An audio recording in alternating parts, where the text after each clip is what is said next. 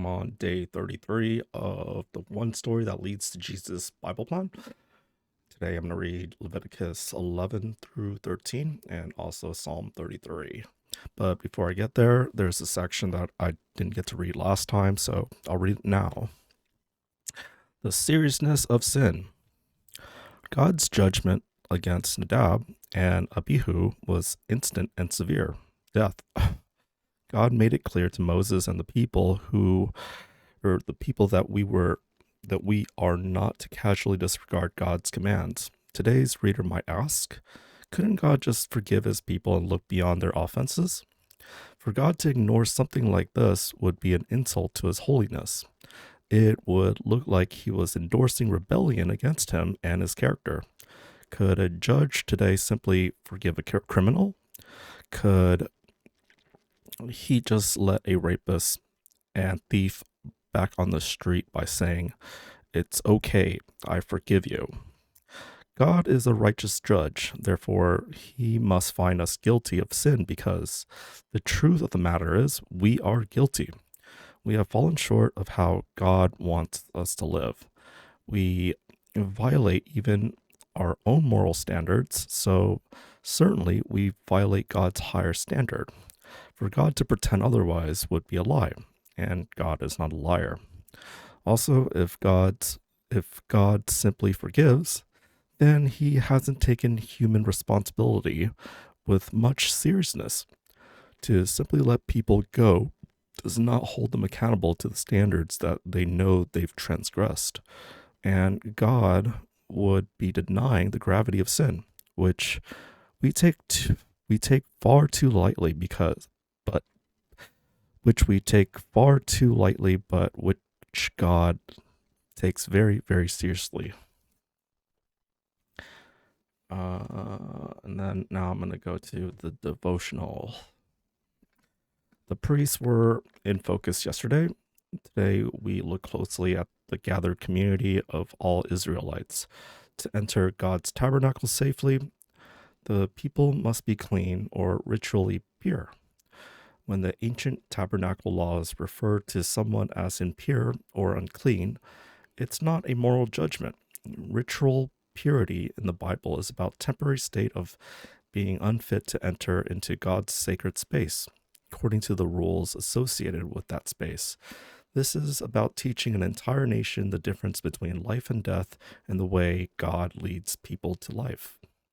The Israelites became ritually impure whenever they touched things connected to death, disorder, and corruption. A corpse, infectious skin diseases, invasive mold, and so on. Being impure makes that person unfit to enter God's holy presence. Why? God wants people to see that his dwelling space is like Eden. It's a death and corruption-free kind of zone. Ritual purity laws help people learn through experience that God's pure essence is life, and it cannot mix with death. That people can remain in a state of purity by following God's law. But sometimes people become unclean through no fault of their own. God provided rituals for everyone to return to a state of purity.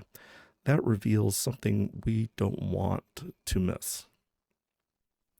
Being ritually unclean was part of daily life in a corrupted world. Uncleanliness is not the real problem. Ignoring God's instructions is. Adam and Eve also learned this lesson. In the tabernacle, as in Eden, God wants to live among people. However, God is about life, so his meeting space is going to be free from all death and corruption. The extensive regulations about ritual purity remind the Israelites to honor God's holiness in every area of their lives. Watch the video to learn more about the laws in the Leviticus set Israel, about how the laws in Leviticus set Israel apart as a nation of priests. Some questions for me to think about. Think about the laws written in Exodus and Leviticus so far. Where do you see these ancient commands and regulations revealing the deeper love and wisdom of God? What might a place completely free of chaos, death, and disorder be like? How would it feel to live full time in a place like that? Let's go to the video. If you start reading the Bible from the beginning, you'll get about halfway through the second book, Exodus, and you'll come to a bunch of ancient laws. Thou shalt do this, thou shalt not do that. Now, these laws are all written in the literary style we call prose discourse, and they're found all over the second, third, fourth, and fifth books of the Bible. There's over 600 laws. And since reading ancient law code isn't something you and your friends do a lot, odds are you're going to struggle. So, let's talk about how to read the law in the Bible. So the first thing to remember is that the Bible is not a behavior manual with a complete list of what to do and not to do to make God happy. Right, the Bible is an epic narrative. But in the story, God does tell people what to do. For sure. The story begins with God's plan to rule the world through humans who will trust him and live by his wisdom. And here we find the first divine command in the Bible. Don't eat from the tree of knowing good and evil, because the day you do, you'll die. But the humans take the authority to know and define good and evil for themselves, and it's not good. It leads to a world of violence and death, and they're exiled from the garden. Okay, so this was the first law in the Bible? Well, it's the first divine command, and it invites people to trust God and live by his wisdom. And so while it's not part of the laws given to Israel, it does foreshadow them because those too are invitations to trust God's wisdom. So when do the laws of Israel come? Okay, here's the story. Israel is enslaved in Egypt, so God saves them and then invites them into a covenant relationship, like a marriage. And the laws make up the terms of that covenant. And so do we get a catalog of all these laws that God gave Israel? Actually, no, we don't get all of the laws, only examples. And these have been strategically placed in between stories about how Israel keeps violating the laws. So I'm supposed to see that Israel's no different than the humans in the garden. They don't trust God or live by his wisdom. Right. And so it leads to another round of tragedy, violence, and death. And it ends in exile. And so while the laws are good and show God's wisdom, they also expose Israel's inability to be God's faithful partners. I'm following. But when I read the laws, I find a lot of strange stuff. Like not allowing clothing to be made of two different fabrics. Like how does that show God's wisdom? Okay, so it's important to realize that many of these laws are ancient ritual symbols that set Israel apart, that is, made them holy. So some laws made Israel distinct from neighboring nations, while other laws kept them away from things that in their culture symbolized death, disease, and moral corruption. Okay, but what about all of the ritual killing of animals? Sacrifices were also ritual symbols that connected people to God. Since you, a mortal, can't ascend up to God's presence in the heavenly temple, a blameless animal that was offered could go up in your place, covering for your failures so you can know you're accepted by God. I see. But not all of the laws are ancient rituals. Some of them are just about being a good person and treating others well. Well, yes, but these laws aren't just about being good. They're about justice, which is a big deal to God. On the first page of the Bible, we learn that every human is made in God's image and is worthy of dignity. And these laws apply that ideal in Israel's day. In fact, these laws still underlie many of the concepts of justice and equality that we take for granted today. But some of the laws don't seem just, like laws that allow for slavery.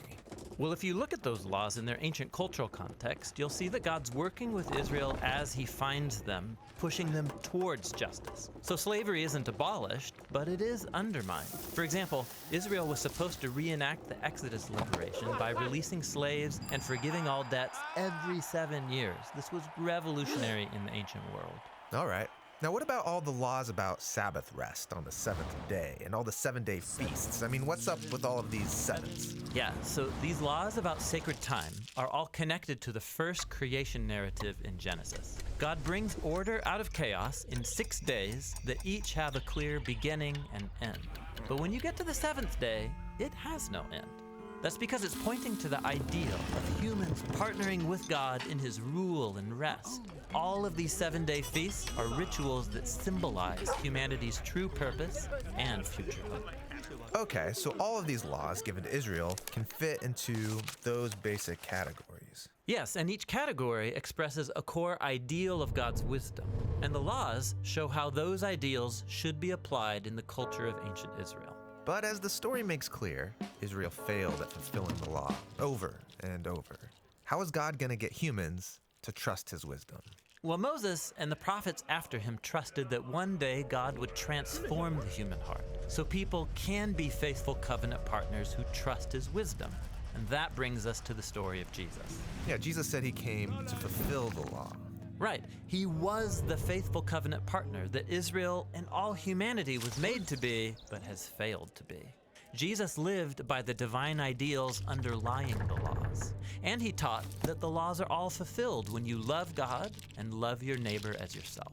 And Jesus promised that God's Spirit would come and transform his followers so they too could live this way. And so, when followers of Jesus read these laws today, we need to remember they were given to Israel in their ancient cultural setting. You couldn't follow many of them even if you tried. But what you can do is see God's wisdom in the laws. Right, and trust that God's Spirit can guide you to follow that wisdom as you learn to love God and to love your neighbor as yourself.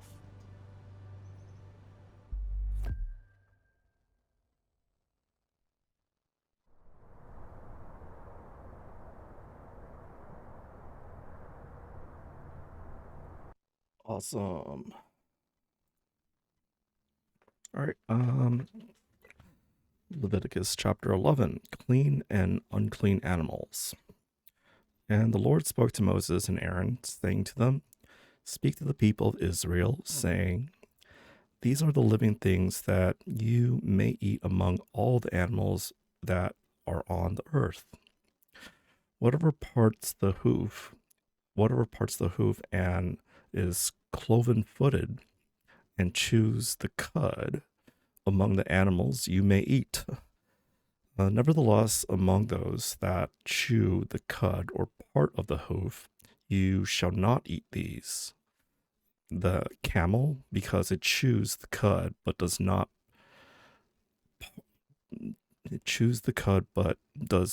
part the hoof, is unclean to you. And the rock badger, because it chews the cud but does not part the hoof, it is unclean to you. And the hare, because it chews the cud but does not part the hoof, it is unclean to you. And the pig, because it parts the hoof and is cloven-footed but does not chew the cud, it is unclean to you. You shall not eat any of their flesh, and you shall not touch their carcasses. They are unclean to you. These you may eat of all that are in the waters. Everything in the waters has fins and scales, whether in the seas or in the rivers you may eat. But anything in the seas or the rivers that does not have fins and scales, of the swarming creatures in the waters and of the living creatures that are in the waters, is detestable to you. You shall regard them as detestable. You shall not eat any of their flesh, and you shall detest their carcasses. Everything in the waters that does not have fins and scales is detestable to you. And these you shall detest among the birds. They shall not be eaten. They are detestable. The eagle, the bearded vulture, the black vulture, the kite, the falcon of any kind, every raven of any kind, the ostrich, the nighthawk, the seagull, the hawk of any kind, the little owl, the cormorant, the short-eared owl, the barn owl, the tawny owl, the carrion vulture, the stork, the heron of any kind, the hoopoe, and the bat. All winged insects that go on all fours are detestable to you. Yet among the winged insects that go on all fours you may eat those that have joint legs above their feet, with which to hop on the ground. Of them you may eat the locusts of any kind, the bald locust of any kind, the cricket of any kind, and the grasshopper of any kind. But all other winged insects that have 4 feet are detestable to you. And by these you shall become unclean. Whoever touches their carcass shall be unclean until the evening, and whoever carries any part of their carcass shall wash his clothes and be unclean until the evening. Every animal that parts the hoof but is not cloven footed or does not chew the cud is unclean to you. Everyone who touches them shall be unclean, and all that walk on their paws among the animals that go on all fours are unclean to you. Whoever touches their carcass shall be unclean until the evening, and he who carries their carcass shall wash his clothes and be unclean until the evening. They are unclean to you. And these are unclean to you among the swarming things that swarm on the ground: the mole rat, the mouse, the great lizard of any kind, the gecko, the monitor lizard, the sand lizard, and the charmeleon. These are unclean to you among all that swarm. Whoever touches them when they are dead shall be unclean until the evening. And anything on which any of them falls when they are dead shall be unclean. Whether it is an article of wood or a garment or a skin or a sack, any article that is used for any purpose, it must be put into water, and it shall be unclean until the evening. Then it shall be clean. And if any of them falls into any earthenware vessel, all that is in it shall be unclean, and you shall break it. Any food in it shall be eaten, on which water comes, shall be unclean, and all drink that could be drunk from every such vessel shall be unclean, and everything on which any part of their carcass falls shall be unclean. Whether oven or stove, it shall be broken in pieces. They are unclean and shall remain unclean for you. Nevertheless, a spring or a cistern holding water shall be clean, but whoever touches a carcass in them shall be unclean. And if any part of their carcass falls upon any seed grain that is to be sown, it is clean. But if water is put on the seed of any part of their carcass falls on it, it is unclean to you. And if any animal which you may eat dies, whoever touches its carcass shall be unclean until the evening, and whoever eats of its carcass shall wash his clothes and be unclean until the evening. And whoever carries the carcass shall wash his clothes and be unclean until the evening. Every swarming thing that swarms on the ground is detestable. It shall not be eaten. Whatever goes on its belly, and whatever goes on all fours, or whatever has many feet, any swarming thing that swarms on the ground, you shall not eat, for they are detestable. You shall not make yourself detestable with any swarming thing that swarms, and you shall not defile yourself with them, and become unclean through them. For I am your Lord your God. Consecrate yourselves, therefore, and be holy, for I am holy. You shall not defile yourselves with any swarming thing that crawls on the ground, for I am the Lord who brought you up out of the land of Egypt to be your God. You shall therefore be holy, for I am holy. This is the law about beast and bird and every living creature that moves through the waters and every creature that swarms on the ground, to make a distinction between the unclean and the clean, and between the living creature that may be eaten and the living creature that may not be eaten. Right. Moving on to chapter 12, but there's an extra section for me to read here. Jesus' self understanding. Jesus had clear self understanding that affected the way he interacted with others and how he engaged the Old Testament law. Look at his relationship with his disciples. Jesus has had 12 disciples, yet notice that he wasn't one of the 12. While that may sound like a trivial detail, it's quite significant. If the 12 represent a renewed Israel, where does Jesus fit in? He's not part of Israel, not merely part of a redeemed group. He's forming the group, just as God in the Old Testament formed his people and set up the 12 tribes of Israel. That's a clue about what Jesus thought of himself.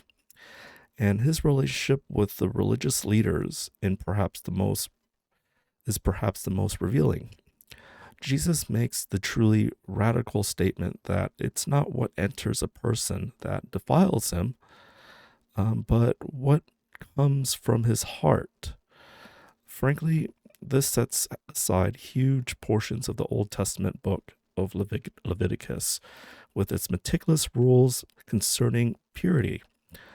The Pharisees didn't see this message. They wanted to keep things as they were, but Jesus said, no, God has further plans. He's doing a new thing. We have to ask, what kind of person thinks he has the authority to set aside the divinity inspired Jewish scriptures and supplant them with his own teaching?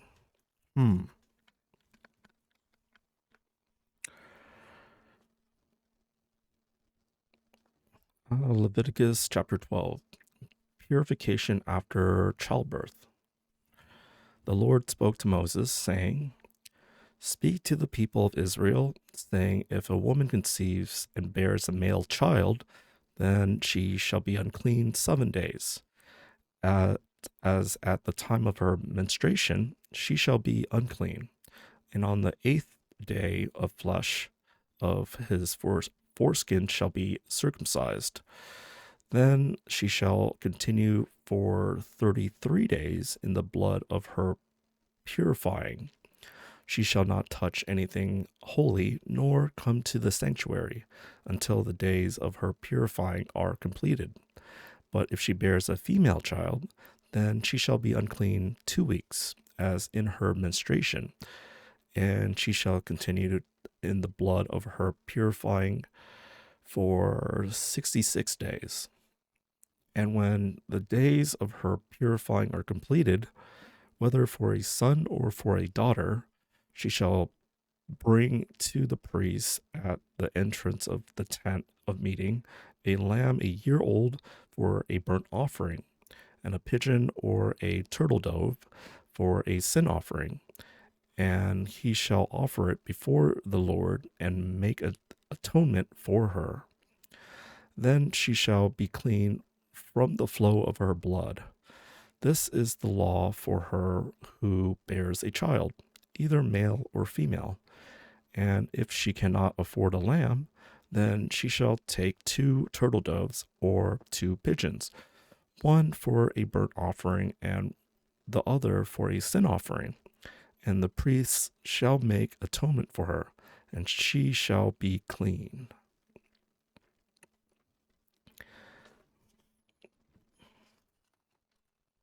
Oh, no extra sections. So, chapter 13.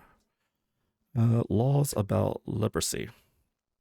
The Lord spoke to Moses and Aaron, saying, when a person has on the skin of his body a swelling or an eruption or a spot, and it turns into a case of leprous disease on the skin of his body, then he shall be brought to Aaron the priest or to one of the sons of the priest. And the priest shall examine the diseased area on the skin of his body.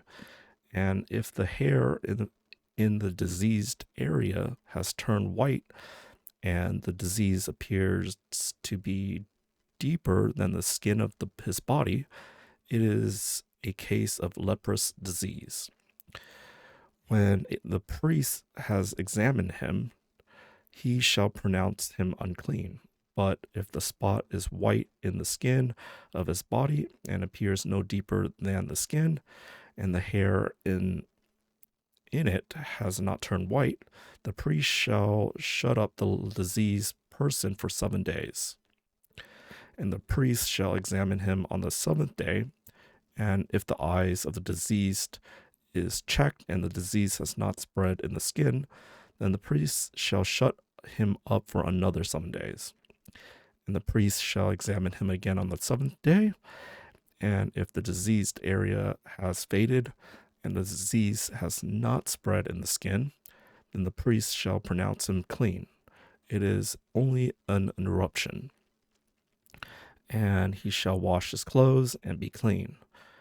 But if the eruption spreads in the skin, after he has shown himself to the priest for his cleansing, he shall appear again before the priest. And the priest shall look, and if the eruption has spread in the skin, then the priest shall pronounce him unclean. It is a leprous disease. When a man is afflicted with a leprous disease, he shall be brought to the priest, and the priest shall look. And if there is a white swelling in the skin that has turned the hair white, and there is a raw flush in the swelling, it is a chronic leprous disease in the skin of his body, and the priest shall pronounce him unclean.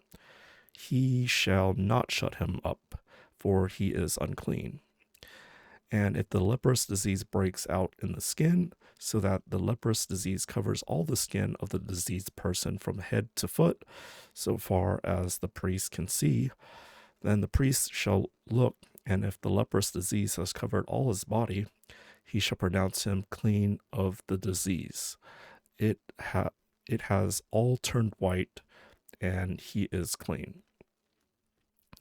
But when raw flesh appears on him, he shall be unclean, and the priest shall examine the raw flesh and pronounce him unclean.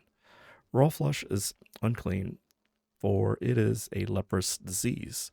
But if the raw flesh covers or recovers and turns white again, then he shall come to the priest, and the priest shall examine him, and if the disease has turned white, then the priest shall pronounce the diseased person clean. He is clean.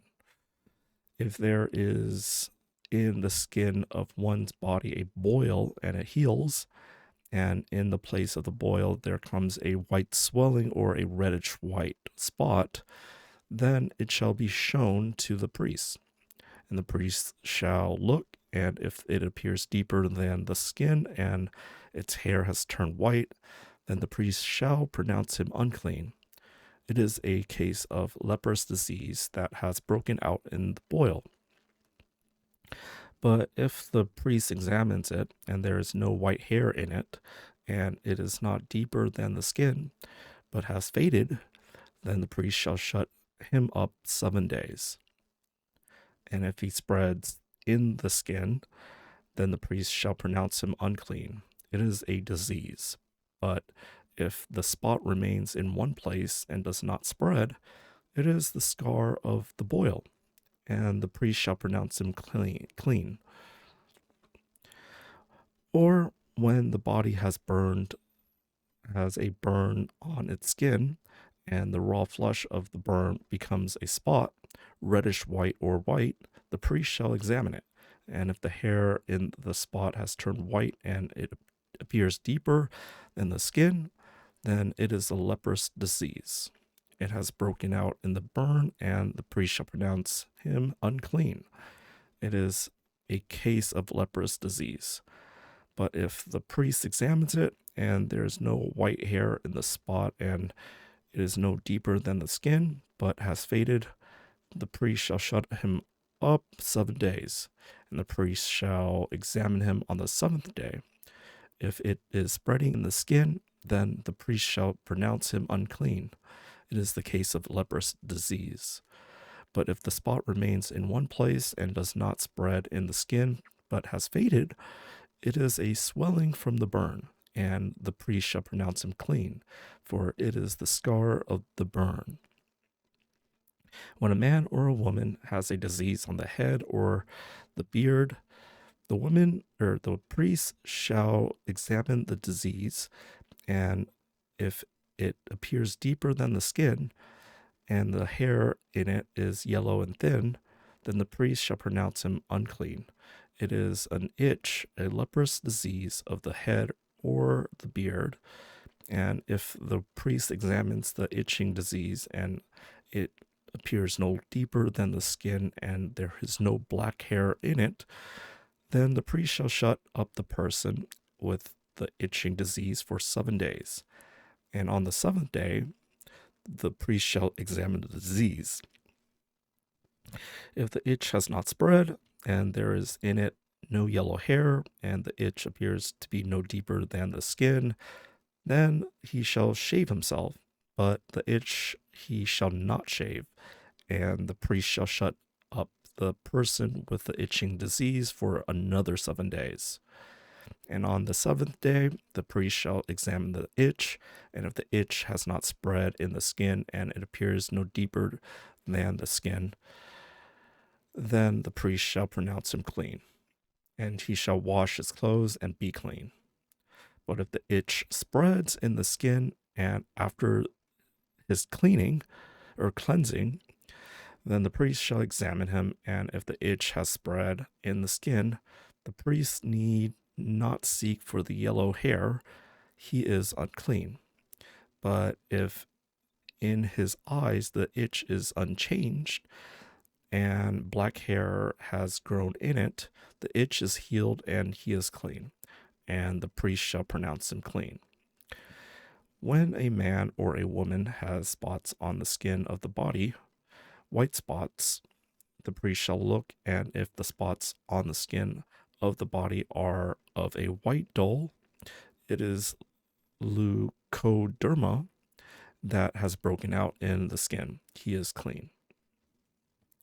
If a man's hair falls out from his head, he is bald. He is clean. And if a man's hair falls out from his forehead, he has baldness of the forehead. He is clean. But if there is on the bald head or the bald forehead a reddish white diseased area, it is a leprous disease breaking out on his bald head or his bald forehead. Then the priest shall examine him.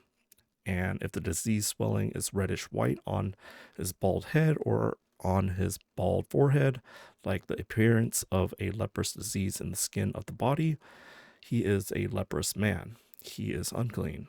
The priest must pronounce him unclean. His disease is on his head. The leprous person who has the disease shall wear torn clothes and let the hair of his head hang loose. And he shall cover his upper lip and cry out, "Unclean, unclean." He shall remain unclean as long as he has the disease. He is unclean. He shall live alone. His dwelling shall be outside the camp.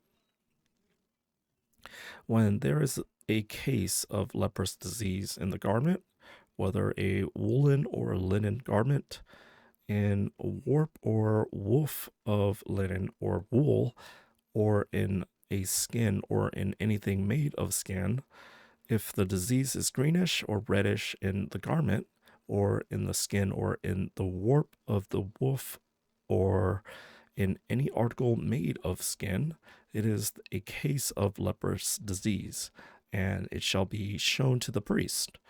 And the priest shall examine the disease and shut up that which has the disease for 7 days. Then he examined the disease on the 7th day.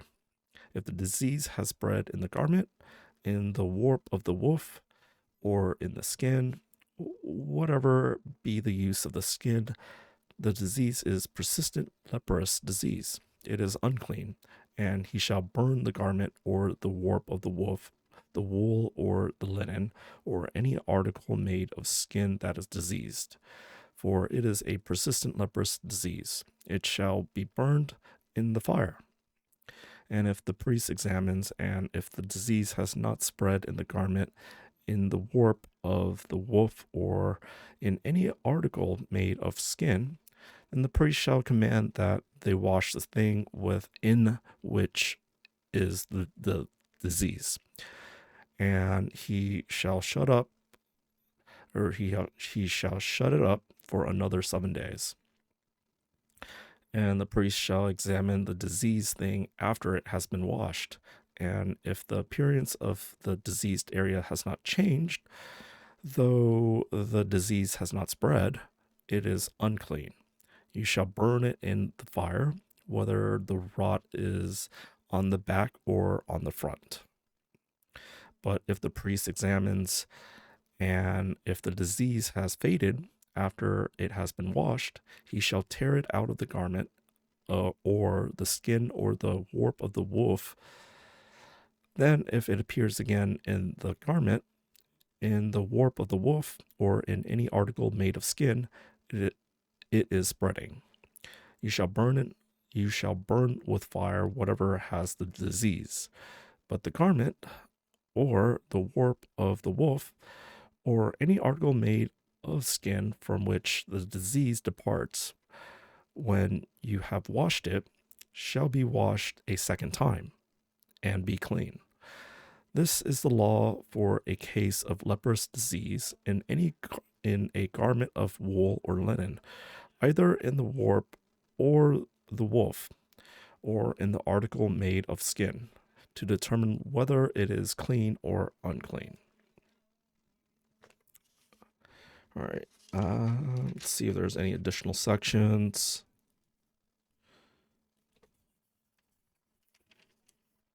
I guess there is. This is a different kind of section. Question to who's this? Dr. Bruce Metzger. How have your decades of scholarship, study, writing textbooks, and delving into the minutiae of the New Testament text affected your personal faith? Answer: it has increased the basis of my personal faith to see the firmness with which these New Testament materials have come down to us, with a multiplicity of copies, some of which are very, very ancient. I've asked questions all my life. I've dug into the text. I've studied this thoroughly, and today I know with confidence that my trust in Jesus has been well played, very well placed. Cool. Moving on to Psalm 33.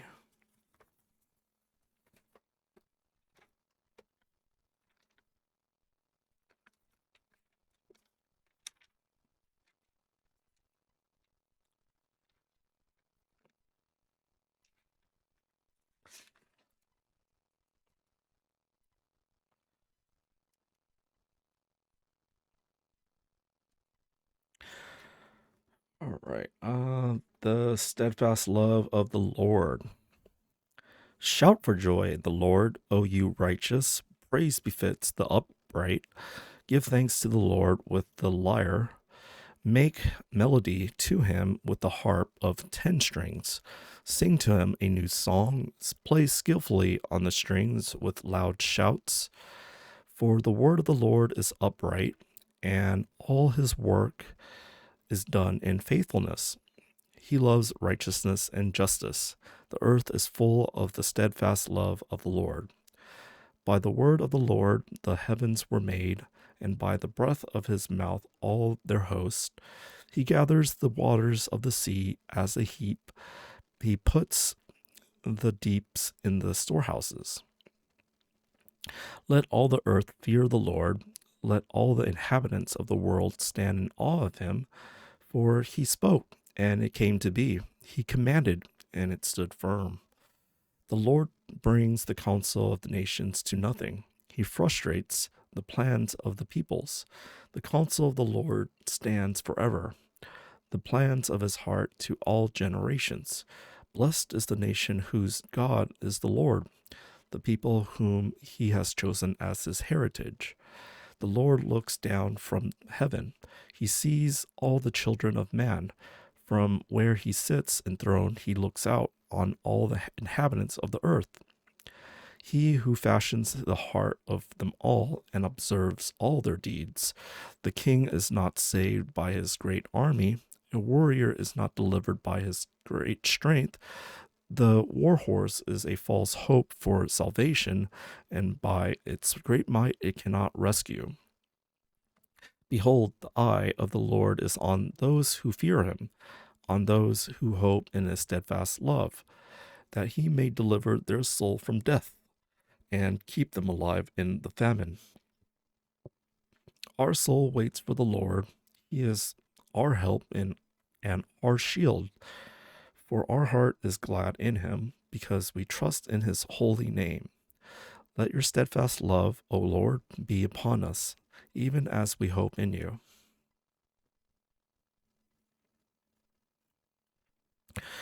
All right, that's it for today. Cheers.